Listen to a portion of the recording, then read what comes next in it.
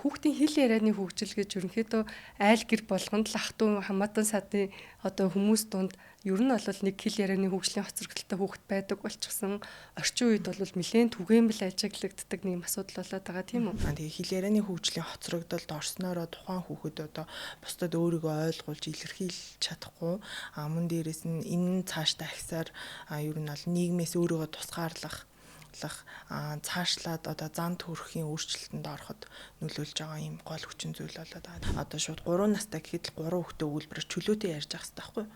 Гэтэл 3 настай хэрний одоо Монгол аав ээжтэй, Монгол орчин, Монгол сургууль цэцэрлэгт явж байгаа хүүхэд тэгж ярихгүй байгаа нь өөрөө л хэлний хоцрогдолд орчиж байгаа. Гаднаас одоо аав нь орж ирээд хаалга тогшоод хаалга тогшсныг ээж нь одоо хин бэ аав нэ гэд ингээ хэлж байгаа нь л тэр хүүхдийг илэрхийлэмжинд сургаж байгаа хин гэдгийг таньж мэдж байгаа зүйлд ингээд сургаж байгаа байхгүй. Жоох штий юу ойлгох юм бэ гэдэг. Тэгдэл үгүй жоох бишээ sorry.